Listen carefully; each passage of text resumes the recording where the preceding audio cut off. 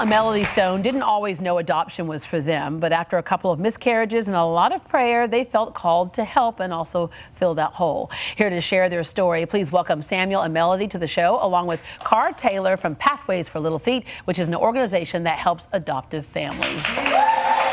All right. Welcome, welcome. Okay, like so many couples deal with the fertility issue, and then I had a couple of miscarriages also. But the last thing you want to hear sometimes is, and you're about to cry right now because it's very emotional, that journey, isn't it? But sometimes the last thing you want to hear is, why don't you just adopt? But then it came to the point where adopting made sense for you too.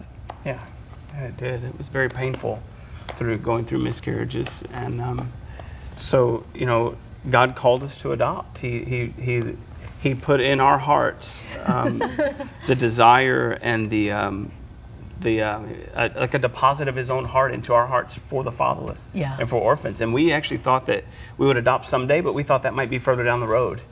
We didn't realize that it was a right now thing when God began to speak to us about adoption.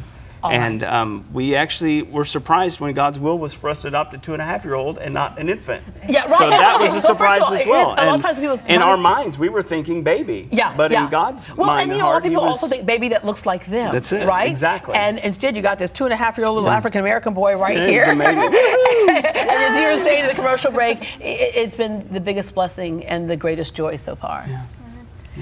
Yeah, we just felt like somebody was missing in our family, and we just started praying and asking God to send us the kids that He had for us. And like really shortly after that, we met Isaiah, and we didn't even go looking for him. He pretty much came to us, and we just knew he was a fit from the beginning, and even had Samuel's middle name, which was really, really awesome. So we knew it was the Lord. Because he came with the name already. 2.5, right? When we set our hearts to pray for God to send us the children that He had for us to adopt, how do you pick children? How do you know how can you pick? Right. It's just it seems overwhelming. There's so many children in the world. How do you pick one?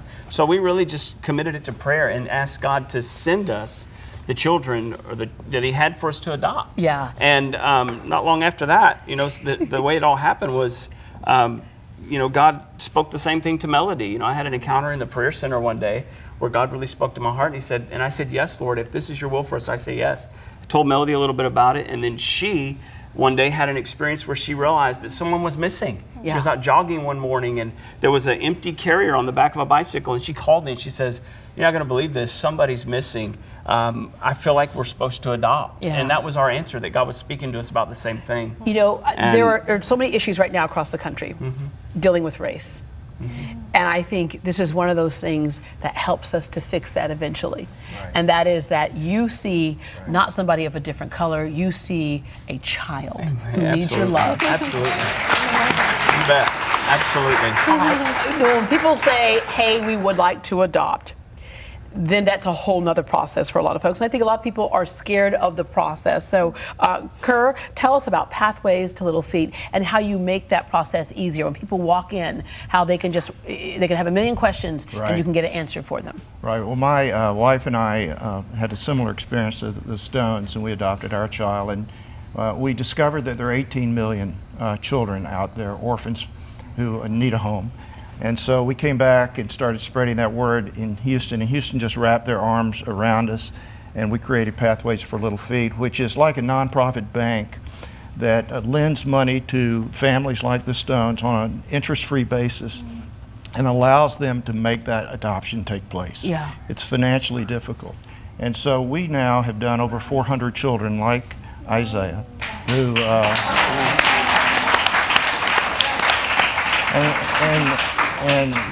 and God's blessed our ministry such that one child comes into a family every week now. Wow. And we provide financial assistance. And that's the key right there. That's the other thing that stops a lot of people is they have in their mind it's going to be $1 billion to adopt this child. And we know there's lots of foreign adoptions, and a child is a child. I think it doesn't matter what geographic lines you have, but there are kids right here at home as well. That's right. Absolutely. That's right. A third of our children are from the U.S. Almost 300 have come from orphanages around the world, 35 different countries. The heroes, in my mind, are the Stones. A family that are called to go take a child. They're not just looking for a son or daughter.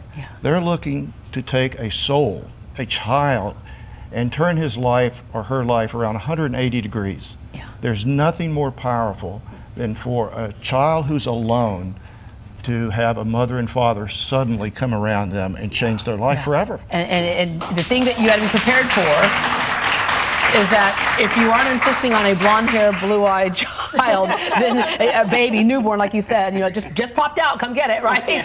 You got to be prepared for that phone call to happen at any moment, right? Right. Once you decide, take us through the process. You come in, obviously you got to check out who those parents are.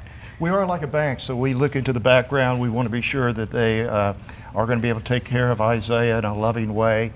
We look at their financial stewardship, and then we lend them up to $7,500 to really make that last step to bring their child home. Yeah. And then we partner with them through education and advocacy, as we're doing today, to speak about these children who tonight are without a mother and father. Yeah.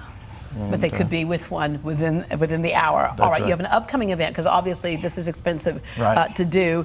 Little Plates for Little Feet, that's a cocktail reception, and so that's going to happen. You have live music, whole bet. That's Wednesday, November the 16th, 5:30 to 8 p.m. Something tells me it could go longer than 8 p.m. But at the Houstonian Hotel. So Little Plates for LittleFeet.org if you would like to help. We talked about earlier how there are people who might not commit to adoption, but Right. you can help in so many other ways and help other people to adopt. All right, so for more information, log on to littleplatesforlittlefeet.org. Okay, now I'm going to say something very inappropriate right now.